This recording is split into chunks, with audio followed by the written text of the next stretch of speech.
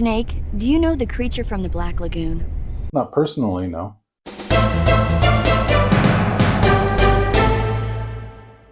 1954's Universal Monster movie about a group of science bitches who find a fossil in the rainforest of an unknown creature and soon fall victim to the creepy fish man who lives there.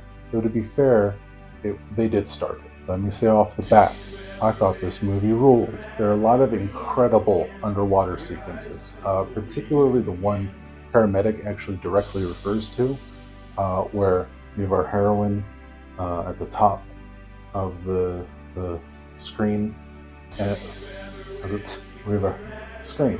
We have our heroine at the top of the frame, and at the bottom of the frame, swimming beneath her, is the creature.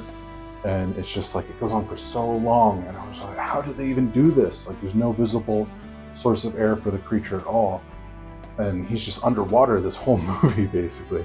And I found out, yeah, they just found a guy who's really good at holding his breath. Truth be told, I'm not really a horror movie guy. Don't get me wrong, I like horrific movies, but I would describe it as like, I like it more as a flavor along with your plate rather than the main entree, if you know what I mean. But that being said, it's interesting from a historical perspective to go back in time to before like the blueprint was there, to when before like Halloween came out and kind of really set standard for how you shoot one of these movies. So like you have like a jump scare, right? Like a jump scare in any movie. It's that you're watching from the perspective of the character who gets attacked by the monster, right? That makes sense. Like, the monster scares you and the character at the same time because you're seeing from their perspective. But in this movie, what they did was you have like an omniscient perspective. You actually see the creature skulking out of the shadows.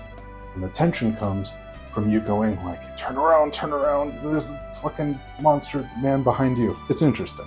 And since we're talking about this movie in the context of Kojima Land, might as well talk a little bit about 2017's The Shape of Water from our boy Guillermo. That movie was really hyper-focused, in fact, on being like, what if the lady and the fishman were in love with each other?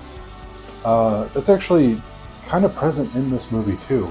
You kind of get the sense that the fishman sees Kay, our female lead, as like a captive of the other scientist men. Like, he feels like he's trying to save her. As far as a direct influence over the Metal Gear series, I kind of don't have a lot.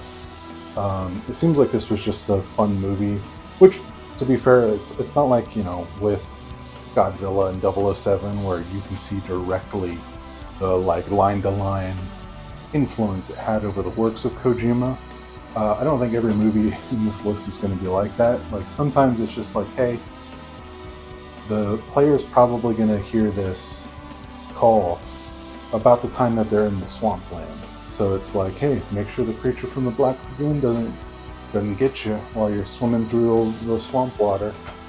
I think sometimes it's enough to be like, hey, I really like this movie, and I want to tell you about it. What more could you ask for? As I said off the bat, I definitely recommend this movie. I'm rating this a green tree python. What can I say? Let me say off the bat, I thought this movie ruled.